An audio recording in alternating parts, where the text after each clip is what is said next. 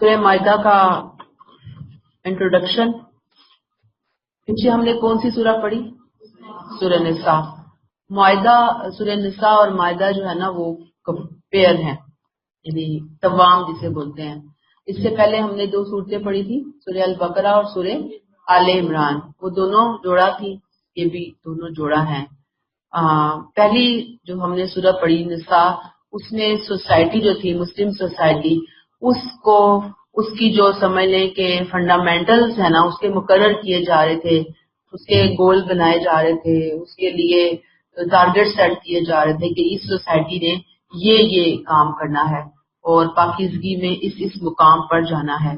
اب یہ جو سورہ مائدہ ہے اس میں اسی کے اوپر اتمام نعمت ہوا ہے، یعنی امت مسلمہ اس سوسائٹی کے اوپر، اور پھر اللہ تعالیٰ کے ساتھ جو امت کا عہد ہے اس کا ذکر یہاں پہ کیا گیا ہے.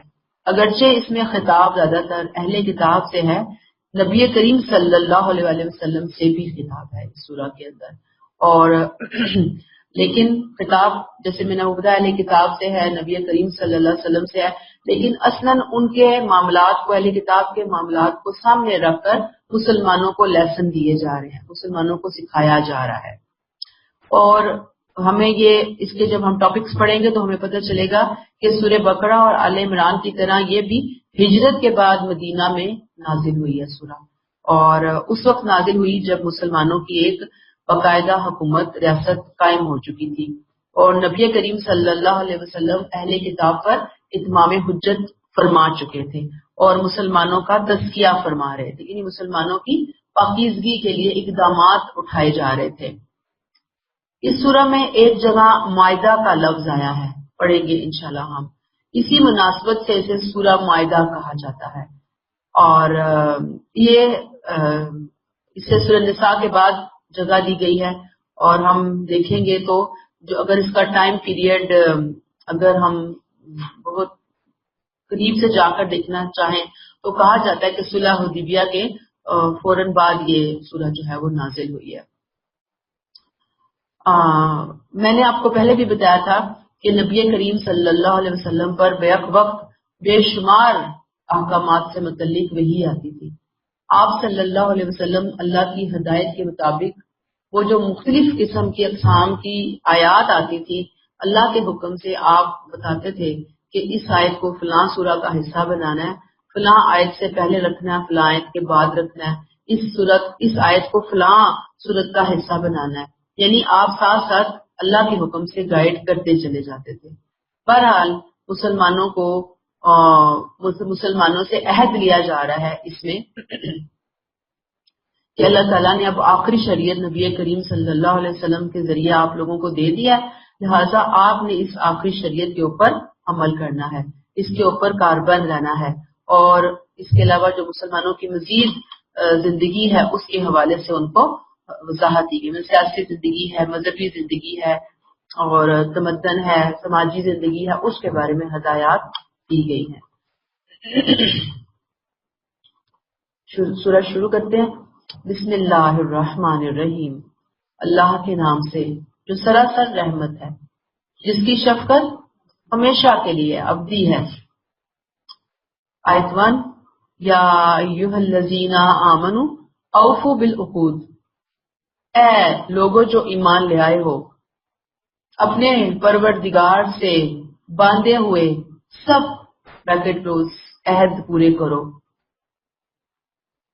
تمہارے لیے مویشی کی قسم کے تمام چوپائے حلال ٹھہرا دیے گئے، سوائے ان کے جو آگے تم کو بتائے جائیں گے.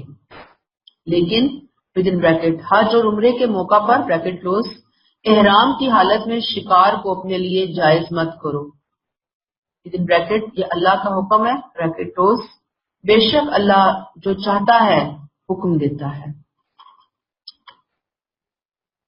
آپ دیکھیے کہ یہ جو اس میں ہم دیکھنے جا رہے ہیں احکامات، وہ اس نوعیت کے ہیں جیسے کھانے پینے کے احکامات جس میں ہوتے ہیں نا، وہ تفصیل یہاں پہ بتائی جا رہی ہے. تو یہ جو کھانے پینے کے احکامات کے اندر جو حلال چیزیں ہیں اور حرام چیزیں ہیں، یہ سمجھ لیں کہ آخری احکامات ہیں جو یہاں پر دیے جا رہے ہیں. کلیئر ہوئی یہ بات؟ یعنی بالکل آخری حکم ہے، آخری تفصیلات ہیں جو کھانے پینے کی علت اور حرمت کو واضح کر رہی ہیں. اس طرح کے ہم بہت سے احکامات جو ہیں وہ پڑھ کر آئے ہیں سورہ بقرہ میں.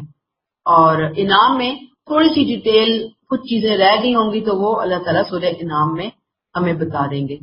اور اس کے بعد گویا یہ چیپٹر جو ہے وہ بالکل کلوز ہو جائے گا. کون سا چیپٹر کلوز ہو جائے گا؟ حلال و حرام. کس چیز کے بارے میں؟ کھانے پینے کے بارے میں. اب یہاں پہ جو پہلا ہی لفظ آیا وہ کیا آیا ہے؟ اے لوگوں جو ایمان لائے ہو، اوفو بالعقود، اپنے عہد و پیمان پورے کرو. کون سے عہد و پیمان؟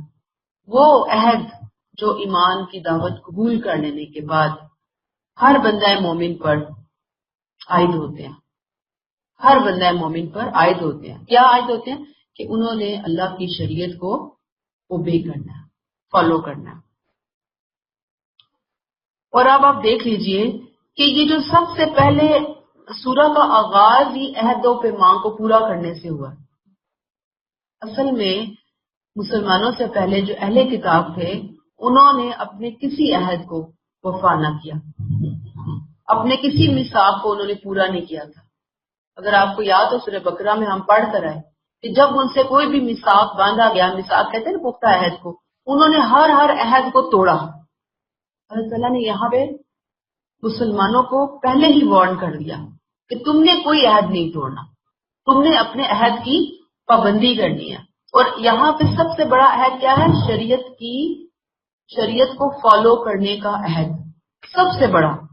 جب شریعت کو فالو کریں گے تو حقوق اللہ سے ریلیٹڈ جتنے عہد ہیں ان کو بھی پورا کرنا ہوگا، حقوق لباس سے متعلق جتنے عہد ہیں ان کو بھی پورا کرنا ہوگا. ٹھیک، دو چیزیں ہو گئی. اس کے بعد احلت لکم بہیمۃ الانعام، تمہارے لیے مویشی کی قسم کے تمام چوپائے حلال ٹھہرائے گئے. بہیمۃ الانعام، انعام مویشی، بھیڑ، بکری، اونٹ، گائے، بیل وغیرہ، ہرن، یعنی یہ چیزیں، یہ چوپائے، یہ مویشی حلال ہیں. ان کے حوالے سے وہ پابندیاں جو پچھلے مذاہب کے لوگوں نے اپنے کسی نظریے، کسی فلسفے، کسی وہم، کسی گمان کی وجہ سے یا کسی صحیفے کی کسی ضعیف روایت کی وجہ سے یا من گھڑت روایت کی وجہ سے اپنے اوپر جو پابندی عائد کر رکھی تھی، اللہ نے اس پابندی کو کینسل کر دیا، کالعدم قرار دے دیا. اب ان کے حوالے سے کوئی بھی معاملہ مسلمانوں کے لیے حرام نہیں ہے. یہ چوپائے اللہ نے مسلمانوں کے لیے حلال ٹھہرا دیے ہیں. حرام کس نے کی تھی یہ چیزیں؟ پابندیاں کس نے لگائی تھی؟ کہا جاتا ہے کہ مشرکین نے خاص طور پر اپنے خود ساختہ عقائد کی وجہ سے، اپنی خود ساختہ رسومات کی وجہ سے ان چیزوں کو اپنے اوپر حرام ٹھہرا لیا تھا. آگے چل کر ہم تفصیل پڑھیں گے. انہوں نے ان جانوروں کے نام بھی تھے، بحیرہ، صائبہ، وسیلہ، حام، یہ چیزیں تھے کہ یہ بھی نہیں کھانا، یہ بھی نہیں کھانا، اس کو بھی نہیں استعمال کرنا، اس کو بھی نہیں استعمال کرنا. اور کیا کرتے تھے وہ؟ بتوں کے نام پر ان جانوروں کو آزاد چھوڑ دیتے تھے اور ان کا گوشت، خون، دودھ، بال، اون، کوئی چیز وہ اپنے لیے جائز نہیں سمجھتے تھے. وہ کہتے تھے نہیں، ٹچ ہی نہیں کرنا، ہاتھ ہی نہیں لگانا، یہ ہمارے بتوں کے نام پہ چھوڑی ہوئی چیزیں ہیں، رسمیں ہیں. یہ کلیئر ہو گئی؟ اب آپ دیکھ لیجئے یہ جو آیا نا بہیمۃ الانعام، مویشی کی قسم کے تمام چوپائے حلال ٹھہرا دیے گئے، الا ما یتلی علیکم، سوائے ان کے جو آگے تم کو بتائے جائیں گے. ظاہری بات ہے جو مویشی کی قسم کے جانور حلال ٹھہرائے گئے ہیں یہ وہ جانور ہیں جو کہ گھاس کھاتے ہیں، نباتات کھاتے ہیں. جی، اور وہ جانور جو کہ درندوں کی ٹائپ کے جانور ہیں، جن کی جو دوسرے جانوروں کو چیر پھاڑ کر کھاتے ہیں، گوشت خور جانور جیسے شیر، چیتا اور اس کے علاوہ بھیڑیا وغیرہ، کتا، یہ کیا کھاتے ہیں؟ گوشت کھاتے ہیں، اور کوئی چیز بھی ملے تو اس کو بھنبوڑ کر کھا لیتے ہیں. یہ اس لیے بتا دیا گیا کہ یہ چیزیں جو ہیں درندہ ٹائپ چیزیں یہ حرام ہے. جو نباتات کھانے والا جانور ہے نا وہ کھا سکتے ہو. پھر اس کے بعد کیا کہا گیا؟ الا ما یتلا، سوائے ان کے جو آگے تمہیں بتائے جائیں گے. لیکن غیر محل الصیدا وانتم حرم، احرام کی حالت میں شکار کو اپنے لیے جائز مت قرار دو. اب یہ ایک نیا آرڈر، نیا حکم دے دیا مسلمانوں کو کہ ویسے تو تمہارے لیے حلال جانوروں کی لسٹ دے دی اللہ نے، سمجھا دیا کہ مویشی حلال ہے، لیکن احرام کی حالت میں حج یا عمرے کے موقع پر وہ جو حلال جانور ہے اس کو بھی تم اس حالت میں نہیں مار سکتے، مار نہیں سکتے اس کو، ٹھیک، ذبح نہیں کر سکتے تم اس کو احرام کی حالت میں. اب آپ دیکھیے کہ یہ جو حکم آیا نا حالت احرام میں مسلمانوں کے لیے شکار کو منع قرار دے دیا، یہ جو حکم ہے یہ بالکل اس حکم سے ملتا جلتا ہے امتحان کی نوعیت سے. اگر ہم دیکھیں جو یہود کو سخت کی پابندی کا دیا گیا تھا، انہیں کیا کہا تھا کہ سخت کے دن وہ شکار نہیں کریں گے، اور وہ اس پابندی کو نہیں نبھا سکے. انہوں نے اس عہد کو توڑا، ہیلے بہانوں سے انہوں نے اپنے لیے اس کو جائز قرار دیا. نتیجہ کیا ہوا؟ اللہ تعالیٰ نے ان کے اوپر لعنت کر دی، اور ساری کہانی آپ کو یاد ہوگی. اللہ تعالیٰ یہ جو میں نے آپ کو بات بتائی کہ یہ جو حالت احرام میں شکار کو حرام قرار دیا مسلمانوں کے لیے، یہ اور سب دونوں ملتے جلتے حکم ہیں جو یہود کو ملا، یہ مسلمانوں کو ملا. آگے چل کر ہم اسی سورہ 93 to 96 کے اندر یہ بات کلیئر کریں گے انشاءاللہ، یعنی دلیل میں آپ کو وہاں سے دوں گی اس کی. تو بات کیا ہے کہ اے ایمان والو، اپنے رب سے کیے ہوئے شریعت کی پابندی کے عہد و پیما پورے کرو. اللہ نے بھی تم سے ایک عہد لیا تھا، ایک عہد کیا تھا اللہ نے کہ وہ تم پر سے پابندیاں اٹھا لے گا، تمہارے لیے مختلف جانوروں کو وہ حلال کر دے گا. لیکن اب پابندی تو اٹھا لی گئی جو کہ پہلے والوں نے خود ساختہ پابندیاں اپنے اوپر عائد کی تھی. اب تمہارے لیے احرام کی حالت میں صرف منع ہے، باقی تمہارے لیے جائز ہے. آخر میں اللہ تعالیٰ فرماتے ہیں ان اللہ یحکم ما یرید، بے شک اللہ جو چاہتا ہے حکم دیتا ہے. یہ بالکل ایسے ہے جیسے کسی کا امتحان ہو کہ تمہاری وفاداری کیسی ہے. تمہاری وفاداری کو سمجھنے کے لیے، جانچنے کے لیے میں نے یہ حکم تمہیں دیا. تمہیں یہ حکم اس نے نہیں دیا کہ تم اس سے بھاگ پڑو، تم اس میں مین میخ نکالنا شروع کر دو. اللہ تعالیٰ تو جو چاہتا ہے حکم دیتا ہے، لہذا اس کے حکم کو آنکھیں بند کر کے، یعنی آنکھیں بند کرنے سے مراد یہ کہ سوچ سمجھ کے لو، لیکن لے لو. اسی میں ہی تمہاری فلاح ہے، اسی میں ہی تمہاری بہتری ہے، اسی میں تمہارے لیے برکت ہے. تو اصل بات یہ ہے کہ جو احکام امتحان کی نوعیت ہوتے ہیں، اب ہمیں تو نہیں اتنا یعنی کلیئر نہیں کیا اللہ نے کہ بھی احرام کی حالت میں کیوں منع ہے، لیکن میں کچھ آگے بتاؤں گی، آپ کو وضاحت کروں گی کہ جو نقطے نکالے ہیں مفسرین نے. لیکن اصل میں اللہ کا حکم ہے، اللہ نے کہا نہیں کرنا، تو اللہ تعالیٰ کا حکم فالو کرنا ہے، اس کو اوبے کرنا ہے. اس کے اندر جو مصلحت پوشیدہ ہے اس تک ہماری نظر نہیں پہنچ سکتی.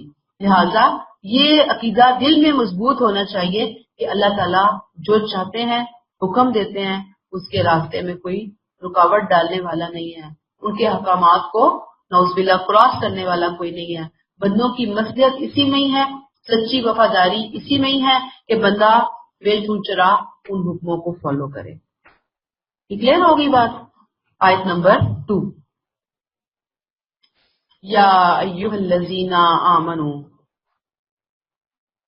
لا تحلوا شعائر اللہ، اے اہل ایمان شعائر اللہ کی بے حرمتی نہ کرو، نہ حرام مہینوں کی، نہ قربانی کے جانوروں کی، وللحدیہ وللقلائد، نہ ان جانوروں کی جن کی گردنوں میں نظر کے پٹے بندھے ہوئے ہوں. نظر مین اللہ کی نظر، خدا اللہ کی نظر کے لیے. اور نہ بیت الحرام کے عازمین کی جو اپنے پروردگار کی عنایتوں اور اس کی خوشنودی کی تلاش میں نکلتے ہیں. ہاں جب احرام کی حالت ختم ہو جائے تو شکار کر سکتے ہو. تمہارے لیے مسجد حرام کا راستہ کچھ لوگوں نے بند کر دیا تھا، تو ان کے ساتھ اس بنا پر تمہاری دشمنی بھی تمہیں ایسا مشتعل نہ کر دے کہ تم حدود سے تجاوز کر جاؤ. نہیں، ہر حال میں تمہیں حدود الہی کی پابندی کرنی ہے بریکٹ کلوز، اور نیکی حقوق اللہ اور حقوق العباد کے ہر معاملے میں بریکٹ کلوز، اور تقوی کے ہر کام میں تعاون کرو. نیکی اور تقوی کے ہر کام میں تعاون کرو، لیکن گناہ اور زیادتی کے کسی کام میں تعاون نہ کرو.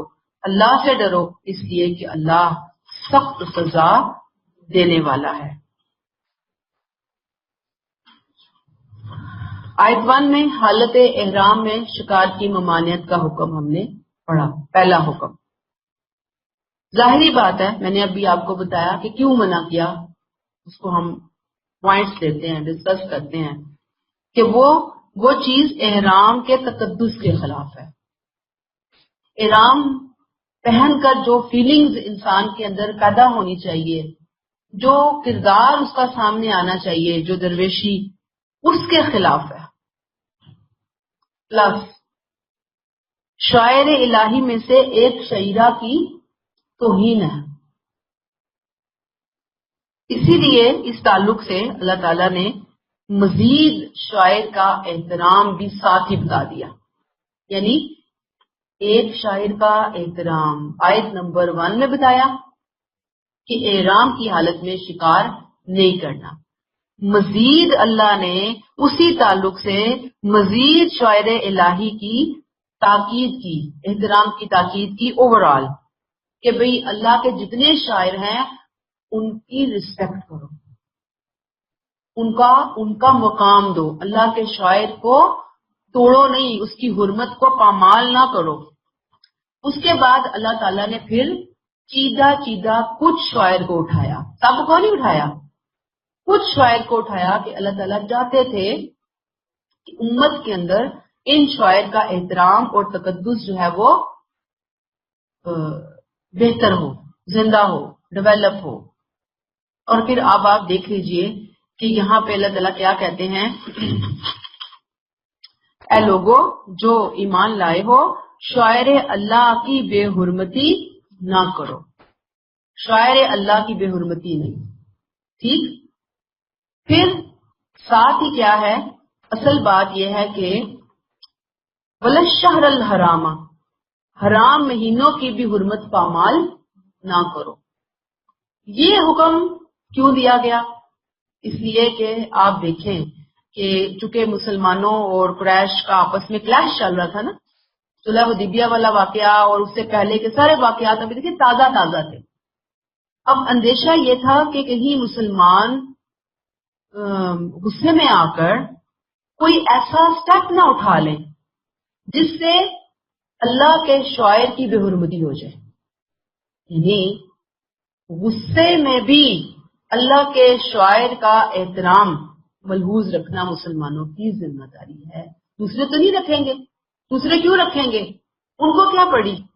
لیکن چونکہ مسلمانوں کا اپنے رب سے گہرا تعلق ہے، رب نے وہ شاعر کہتے ہیں نا علامت ہے، اللہ نے علامتی طور پر کچھ چیزیں مسلمانوں کے لیے مقرر کیا. اب مسلمانوں کا کام ہے کہ وہ ان کا احترام کریں گے. اور آپ دیکھ لیں کہ مسلمانوں کو انہوں نے خانہ کعبہ کی زیارت سے، حج سے، عمرے سے، حج تو نہیں اس طرح سے چل رہا تھا، تھوڑا بہت تو چل رہا تھا سلسلہ جو مشرکین کا تھا، لیکن مسلمانوں کو انہوں نے روک دیا تھا کہ مسلمان عمرہ وغیرہ نہیں کریں گے. اب چونکہ مسلمانوں کے پاس ایک حکومت آ گئی تھی، مدینہ کے اندر ریاست بن چکی تھی، اب یہ خدشہ پیدا ہونا شروع ہو گیا کہ مسلمان کہیں اشتعال میں آ کر شاعر اللہ کی حرمت پامال نہ کر دیں. لہٰذا یہاں پہ اللہ تعالیٰ نے ان کو بتا دیا کہ دوسرے چاہے ہمارے ساتھ جو مرضی زیادتی کریں، ان کی زیادتی کے جواب میں مسلمانوں کو زیادتی کرنے کا کوئی جواز حاصل نہیں ہوگا. یہ بڑا امپورٹنٹ جملہ ہے، اس کو لکھ لیں کہیں پہ بھی. مسلمان دنیا میں شعائر الہی کے احترام کے علمبردار ہیں، جھنڈا پکڑا ہوا ہے انہوں نے کہ ہم اس کی حرمت پامال نہیں کریں گے، نیکی کی حرمت پامال نہیں کریں گے، تقوی کی حرمت پامال نہیں کریں گے. جب تک دفاع کی ضرورت مجبور نہ کر دیں مسلمانوں کو، اتنی ہوگی ہے کہ اب مسلمانوں کو اپنا دفاع کرنا ہے، اس وقت تک ان کے لیے جائز نہیں کہ وہ جذبات سے مغلوب ہو کر اور اپنے خیالات سے مغلوب ہو کر کوئی قدم اٹھائیں جو کہ نیکی اور تقوی کے خلاف ہو. بہت اہم بات جو یہاں پر ہے وہ کیا ہے کہ دوسروں کے غلط رویے سے متاثر ہو کر انہی کا رویہ اختیار کر لینا، یہ اصل میں مسلمانوں کا طرز عمل نہیں ہے. منع کیا گیا مسلمانوں کو، مسلمانوں کے شایع نشان نہیں ہے.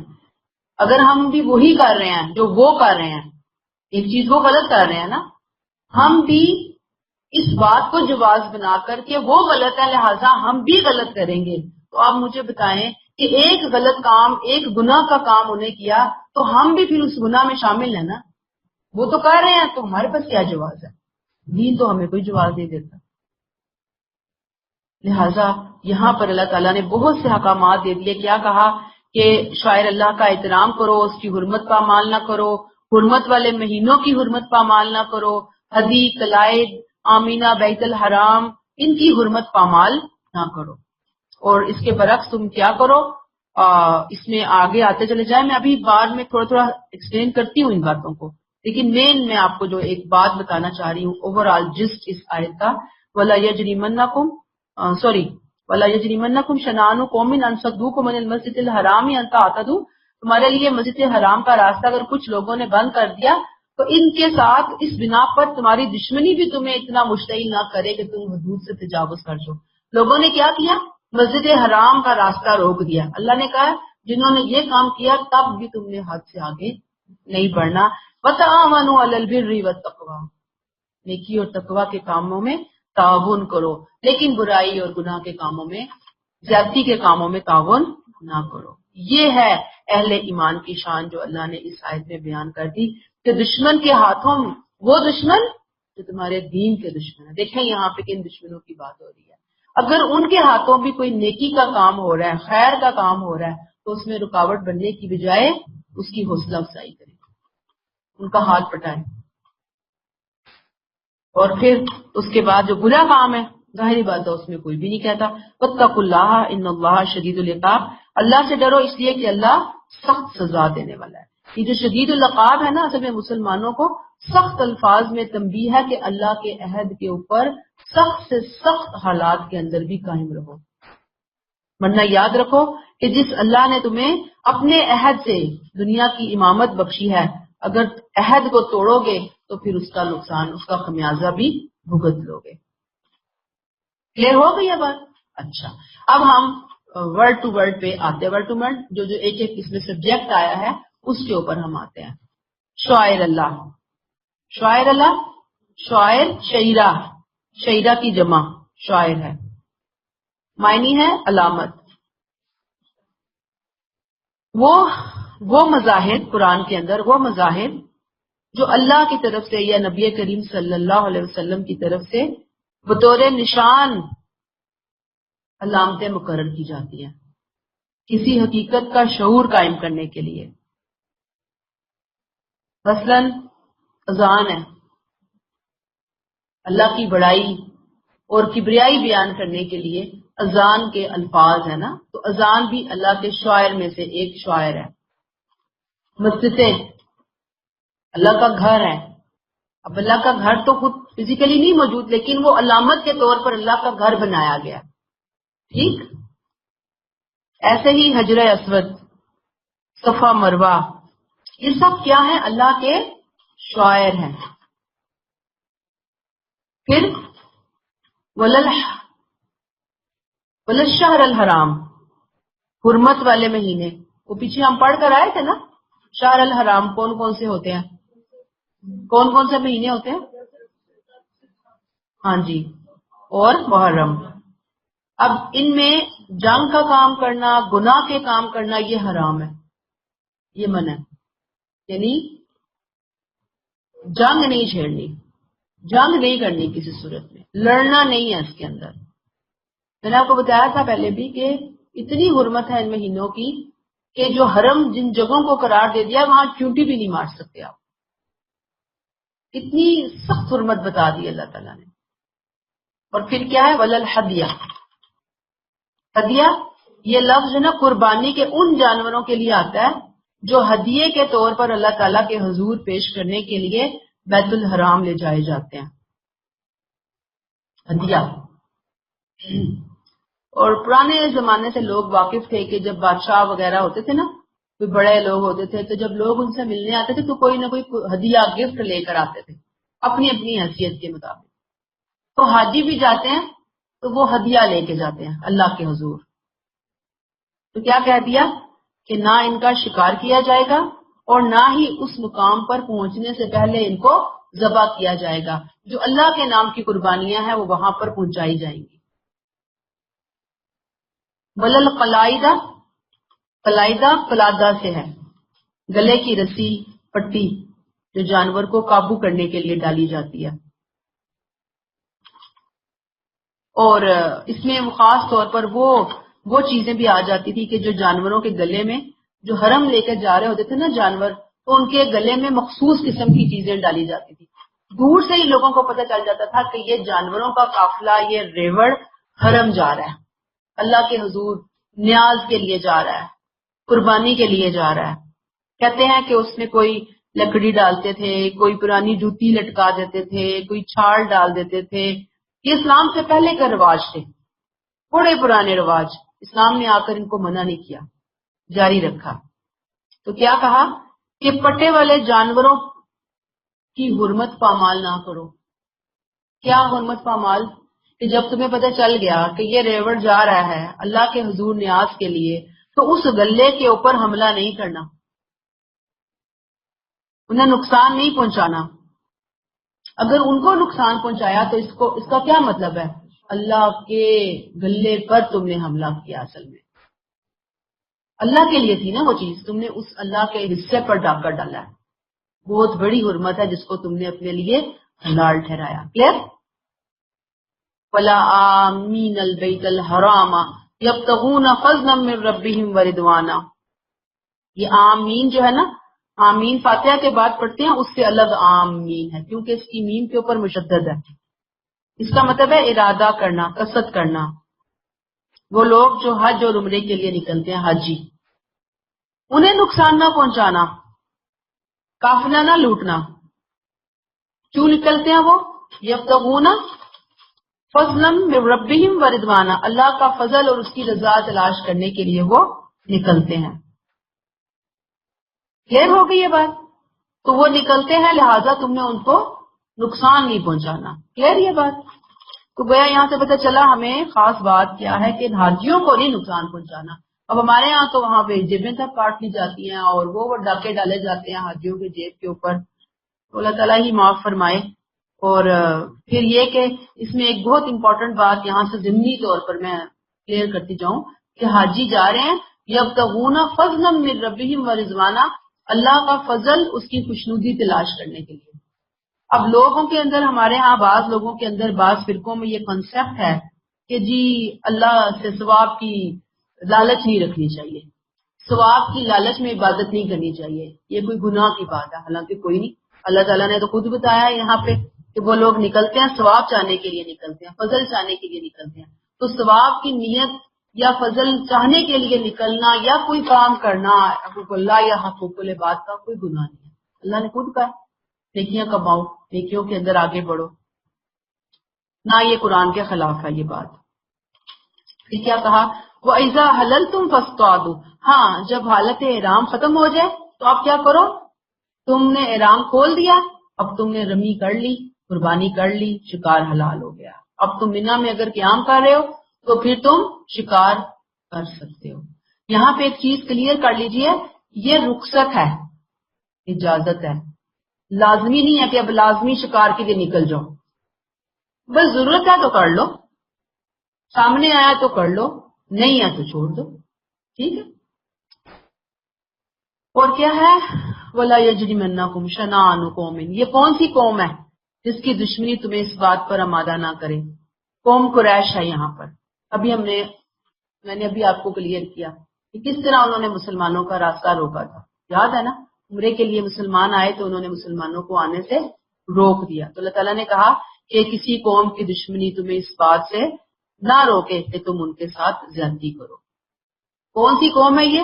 جنہوں نے تمہیں صدوکم عن المسجد الحرام، مسجد حرام سے انہوں نے روکا ہے، اتنے برے دشمن ہیں تمہارے، تم نے پھر بھی ان کے ساتھ زیادتی نہیں کرنی۔ یہ کرائٹیریا ہے، یہ اخلاق ہے جو اللہ تعالیٰ نے مسلمانوں کو سکھایا ہے، جو آج مسلمانوں نے کہیں رکھ کر بلا دیا ہے۔ اور کیا کرو، بہت زبردست بات ہے، وَتَعَاوَنُوا عَلَى الْبِرِّ وَالتَّقْوَىٰ، نیکی اور تقوی کے ہر کام میں تعاون کرو اور برائی کے کاموں میں تعاون، گناہ اور برائی کے کاموں میں تعاون نہ کرو۔ جو بر ہے، پیچھے ہم پڑھ کر آئے کہ نیکی میں بڑی وسعت کے لیے یہ لفظ استعمال ہوتا ہے، بر، وسیع نیکی، نیکی کے جتنے کام ہیں، جتنے کام ہو سکتے ہیں میکسیمم۔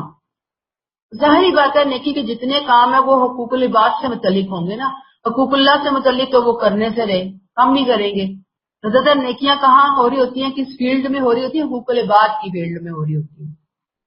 تو نیکی کے جتنے بھی کام ہیں ان کاموں میں ایک دوسرے سے تعاون کرو، اتنے سخت دشمنوں سے بھی، کٹر دشمنوں سے بھی، ایک زیادتی نہیں کرنی، دوسرا نیکی اور تقوی کے کاموں میں آپریٹ کرنا، تم نے حوصلہ بڑھانا، تم نے تقوی اللہ کے عذاب سے بچنے کے لیے گناہوں کو چھوڑ دینا، حرام کو چھوڑ دینا، یعنی حرام چھوڑنے کے معاملات اگر ہوں تو تعاون کرو، ہاں تعاون نہیں کرنا تو اسم اور عدوان، اللہ کے حقوق میں کمی، بندوں کے حقوق میں کمی، زیادتی، کوئی کسی پر ظلم کر رہا ہے، حق مار رہا ہے، اگر وہ تمہیں بھی اپنی مدد کے لیے بلاتا ہے تو تم اس کی مدد نہیں کرو گے۔ اور اگر کوئی نیکی کے کاموں کے لیے کہتا ہے تو جتنی استطاعت ہے وہ ضرور کی جائے گی۔ اگر آپ کو یاد ہو، نبی کریم صلی اللہ علیہ وسلم نے حلف الفضول کا ایک معاہدہ ہوا تھا جس میں آپ نے ان کے ساتھ تعاون کیا تھا۔ ایسے ہی قحط کے دنوں میں اہل مکہ سے نبی کریم صلی اللہ علیہ وسلم نے تعاون کیا تھا۔ حلف الفضول میں تو آرگنائزیشن بنائی گئی تھی نا کہ ظالم کا ہاتھ روکیں گے مل کر، تو آپ صلی اللہ علیہ وسلم نے ان کا ساتھ دیا تھا اور بڑا اپریشیٹ کیا تھا اس ایگریمنٹ کو۔ تو یہ چیزیں ہیں جو آپ صلی اللہ علیہ وسلم کے حوالے سے اللہ تعالیٰ نے یہاں پہ بتائی۔ اور پھر اینڈ میں کیا کہا، واتقوا اللہ ان اللہ شدید العقاب، اللہ سے ڈرو کیونکہ اللہ تعالیٰ بہت سخت مواخذہ کرنے والا ہے۔ اصل بات پھر وہی آتی ہے کہ اللہ کا خوف ہی انسان کو ٹریک پہ رکھتا ہے۔ اگر اللہ کا خوف نہیں ہے تو پھر انسان بہت جلد ڈی ٹریپ ہو جاتا ہے، اور اس کو ڈی ٹریپ ہونے سے پھر کوئی نہیں بچا سکتا۔ جی کیا چیز؟ نہیں، ہمارے ہاں تو وہ حرام تو نہیں ہے نا، اس کے اندر جو فیڈ اس کو دی جا رہی ہے تو اس کے بارے میں کوئی اسکالر نہیں کہتا کہ یہ حرام ہے، حرام کا کوئی فتویٰ نہیں ہے ہمارے سامنے، ٹھیک ہے۔ اس کو وہ صحت کے لیے مضر ہے، بہت ساری اس کے انگریڈینٹس جو ہیں، تو اس کو فیڈ خاص طور پہ کھلائی جا رہی ہے، جو اس کو انجیکشن لگائے جا رہے ہیں، لیکن ابھی تک جتنا بھی میں نے اس کے بارے میں پڑھا سنا ہے لوگوں سے، وہ حرام کا فتویٰ کوئی نہیں دیتا۔ ظاہر بات ہے اس کے لیے ہمیں بھی کسی فتوے کی ضرورت ہے نا، ہم خود نہیں کہہ سکتے لوگوں کو کہ یہ حرام ہے۔ صحت کے اعتبار سے اس کو نہ استعمال کیا جائے، کم استعمال کیا جائے، لیکن میں اگر یہ کہہ دوں کہ حرام ہے، حرام کا کوئی فتویٰ نہیں ہے۔ یہاں پہ جو چیزیں حرام آئی ہیں نا اس کو سمجھ لیجئے کہ جو نباتات کھانے والے جانور ہیں ان کو اللہ تعالیٰ نے حلال قرار دیا، جو گوشت خور جانور ہیں ان کو اللہ تعالیٰ نے حرام قرار دیا۔ سور کے بارے میں پیچھے آپ کو کلیئر کر کے آئی کہ وہ جانور ہے جو کہ نباتات بھی کھاتا ہے اور گوشت بھی کھاتا ہے، دونوں چیزیں ہیں۔ چونکہ اس کے اندر وہ کنفیوژن کریٹ ہو رہی تھی، اس لیے اللہ تعالیٰ نے اس کے بارے میں کلیئر کر دیا کہ سور بھی درندوں کی کیٹیگری کا، اس فیملی کا جانور ہے، اس کو نہیں کھانا۔ کلیئر؟ چلیے آیت 3، حرمت علیکم المیتۃ والدم واللحم الخنزیر، تم پر مردار یعنی طبعی موت مرا ہوا جانور خون سور کا گوشت اور وہ جانور جس پر غیر اللہ کا نام لیا گیا ہو حرام کر دیا گیا ہے.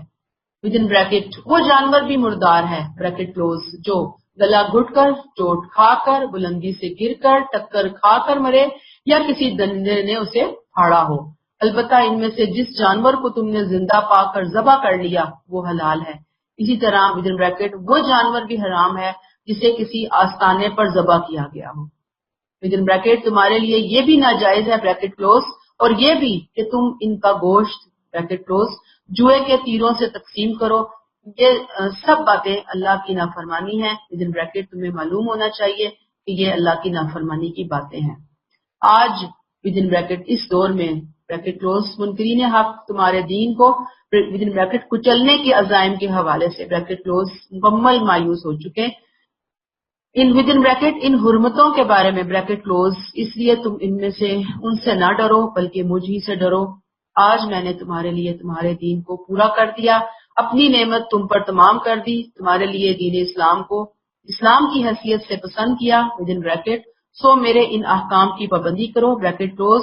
جو شخص بھوک سے مجبور ہو کر بغیر گناہ کی طرف مائل ہوئے کوئی حرام چیز کھا لے تو اللہ بخشنے والا ہے اور اس کی شفقت ابدی ہے. پھر ڈیٹیل آ گئی.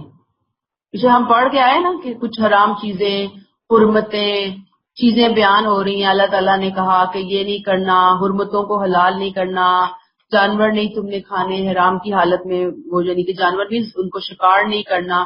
اسی ٹاپک کو اللہ تعالیٰ نے مزید ایکسٹینڈ کیا. یہاں پہ میں نے آپ کو شروع میں بتا دیا سورہ مائدہ کہ شریعت کے احکامات ہیں اس کے اندر, اور خاص طور پر وہ چیزیں کہ جن میں پچھلی قومیں مبتلا ہوئی اور انہوں نے وہ پھسلی, انہوں نے وہاں پہ گمراہی کا راستہ اختیار کیا. اللہ تعالیٰ امت مسلمہ کو نئے سرے سے ان احکامات کو بیان کر رہے ہیں, دے رہے ہیں, حکم دے رہے ہیں ان کو. اب کیا کہہ رہی ہے یہاں پہ سورہ بقرہ آیت 173 میں یہی آیات یہی ٹاپک ہم پڑھ کر آئے. یہاں مختصراً ہم اس کو لیں گے. اور حرام کر دیا گیا تم پر میتہ مردار وہ جانور جسے عام حالات میں ذبح کرنا ممکن تھا اور وہ مر گیا, نیچرلی مر گیا. ٹھیک ہے, اس کو اللہ تعالیٰ کہتے ہیں کہ ایسا مردار جو کہ حلال تھا, سپوز گائے حلال تھی, بکرا حلال تھا, اونٹ حلال تھا, حلال تھی لیکن وہ نیچرلی مر گئی. اب ہے تو وہ حلال تھی نا, تو اب ایک کوشچن تھا کہ کیا یہ حلال ہے؟ اللہ تعالیٰ نے کہا جو مر گیا وہ حرام ہے, اللہ نے حرام قرار دے دیا. پھر اس کے بعد اور ہم اس کو پیچھے پڑھ کر آئے ہیں کہ اس میں سمندری جانور یعنی مردہ مچھلی وغیرہ وہ شامل نہیں ہے. ٹھیک ہے. نمبر 2 دمو خون. خون سے مراد وہی خون جو ہمارے جو جانوروں کے جسم میں بہتا ہے.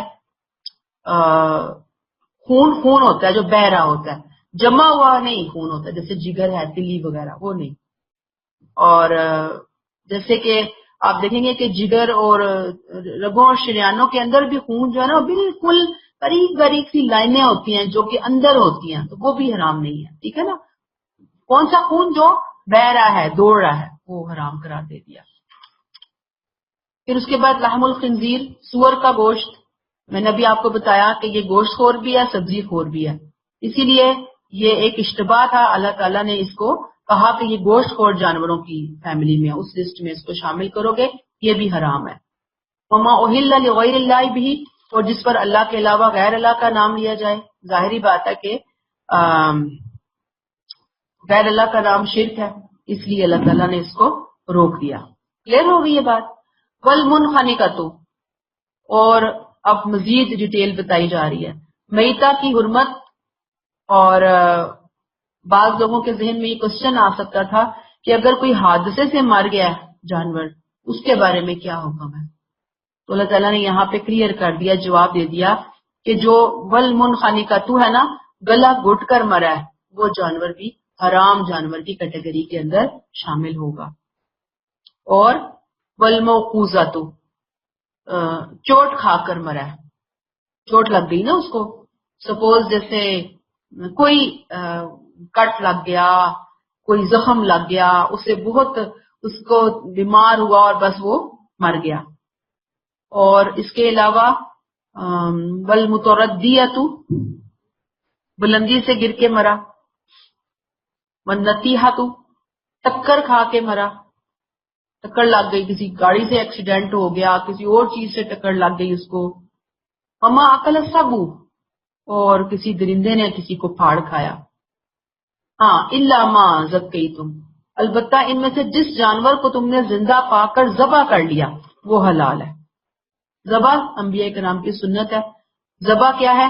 तेज आले से, तेज धार आले से जानवर को जख्मी करके उसका ठीक ठाक खून बहाया जाए, इतना खून कि उस खून बहने से उसकी मौत वाक़या हो, यानी कि चोटें लगी हुई हैं, इस चोट की हालत में ही आपने उसको ज़बा करके उसका खून बहा दिया, जिससे उसकी मौत हुई। उसका खून, उसका गोश्त जो है वो खून की नजासत से पाक हो गई। खून क्या है?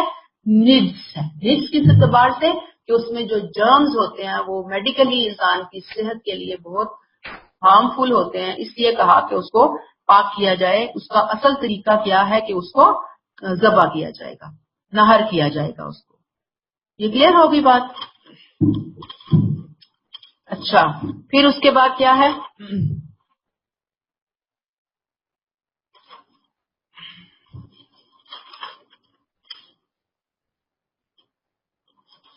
वमा जुबिहा अलन नुसुबी, और वो जानवर के जिसको आस्ताने पर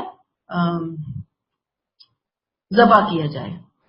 आस्ताने पर बता रही हूँ, आस्ताना जिसको आप कहेंगे किसी देवी या देवता या जिन भूत या साहिब मजार, साहिब कब्र की खुशनुदी हासिल करने के लिए वहां पर जाकर भी लोग कुर्बानियां दिया करते थे ना उस जमाने में। तो अल्लाह ताला ने कहा कि उसको वो हराम है। अब इससे बहस ही नहीं है कि वहां जाकर अल्लाह का नाम लेकर उसको ज़बा किया जा रहा है, यानी लेकर वहां गए, वहां जाकर अल्लाह का नाम लिया और फिर उसको ज़बा किया, वो ज़बा कंसिडर नहीं होगा जिसको ऐसे किसी आस्ताने के ऊपर जाकर ज़बा किया गया है, थान या आस्ताना। ठीक है, इनकी हुर्मत में नाम को दखल नहीं है बल्कि मुकाम को दखल है। यानी क्या चीज मना की अल्लाह ताला ने? जगह। जगह की वजह से वो जहां पे भी ले गए आप, वो हराम है। ठीक है,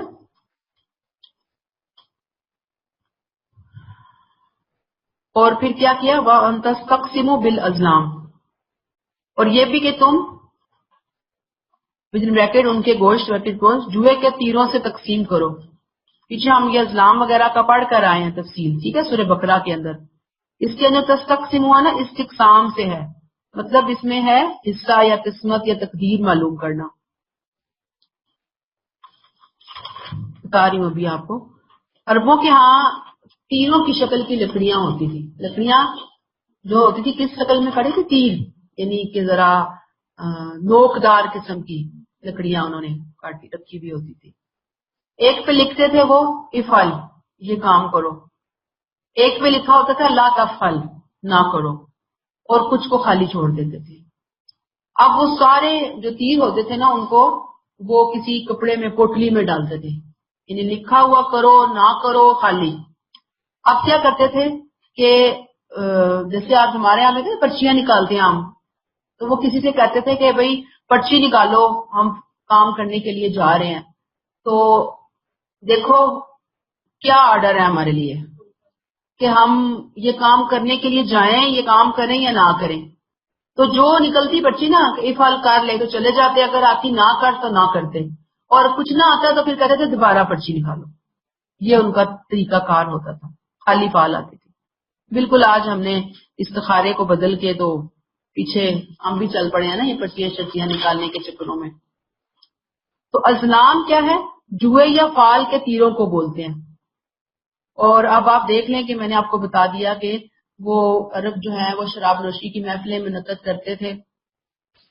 शराब का नशा इतना चढ़ता था, फिर वो मस्त होके बाहर निकले हुए हैं, जिसका ऊंट उनको नजर आ जाता है ना, हंसी मजाक में उसको पकड़ते, उसको गिराते, ज़बा करते, और फिर क्या है कि वो क्या करते कि उसके वो जब मालिक आता तो वो नाराज होता, तो फिर उसको मुंह मांगे पैसे देकर उसको राजी कर लेते, फिर उसका गोश्त ज़बा करते, फिर वो पांसे के तीर जो है वो रखते।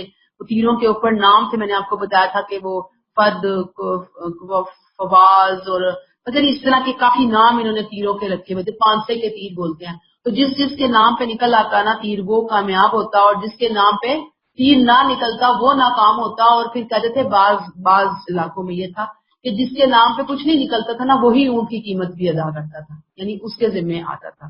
اور وہ جو یہ گوشت کی ڈھیریاں وغیرہ ہوتی تھی نا، وہ اس کو خود بھی بھونتے، ٹکے کباب بناتے، شرابیں پیتے، اور غریبوں بہت غریب بھی اکٹھے ہو جاتے تھے. انہیں پتا تھا کہ اب یہ محفلیں لگ رہی ہیں یہاں پر، تو پھر وہ ان کے اندر ان کو تقسیم کر دیا کرتے تھے.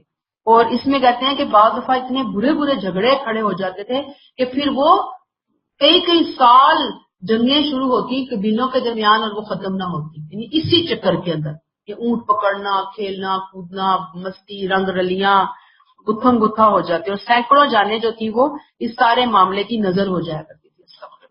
تو اللہ تعالیٰ نے کیا کہا کہ بھئی یہ کام مت کرو، ان کاموں کو چھوڑ دو. کلیئر ہوگا یہ بات آپ کو؟ پھر کیا فرماتے ہیں اللہ تعالیٰ؟ ذالکم فسق، یہ نافرمانی کے کام ہے. الیوم یئس الذین کفروا من دینکم، آج منکرین حق کو تمہارے دین کے حوالے سے مکمل مایوسی ہو چکی ہے. ان سے نہ ڈرو، بس مجھ سے ڈرو. یعنی وہ اس بات سے مایوس ہو گئے کہ اب وہ دین اسلام کو کوئی نقصان پہنچا سکیں گے. انہیں کلیئر ہو گئی ہے اب ہم اس دین کا بال بیکا کر نہیں سکتے. کچھ دو اور کچھ لوگ کے اصول پر کام نہیں ہوگا. اب ان کو پتہ چل گیا کہ اسلام غلبے کی طرف جا رہا ہے اور اس کو بہت فتح مندی حاصل ہوگی. آج کا دن وہ دن، آج کے دن سے مراد یہ ٹائم پیریڈ ایسا ہے کہ اب تو مسلمان وہ ایک بے بسی کی اسٹیج سے، کمزوری کی اسٹیج سے باہر نکل کر آ گئے ہو. لہذا آج کا کیا معاملہ ہے؟ کیا فرماتے ہیں اللہ تعالیٰ؟ الیوم اکملت فلا تخشوهم واخشونی، ان سے نہ ڈرو، اللہ کہتے ہیں مجھ سے ڈرو. الیوم اکملت لکم دینکم واتممت علیکم نعمتی ورضیت لکم الاسلام دینا، آج میں نے تمہارے لیے تمہارا دین پورا کر دیا، تم پر اپنی نعمت تمام کر دی اور تمہارے لیے دین اسلام کو اسلام کی حیثیت سے پسند کر دیا. آج سے مراد یہاں پر کوئی معین دن نہیں ہے، بلکہ وہ ٹائم پیریڈ ہے جس میں یہ سورہ نازل ہوئی ہے.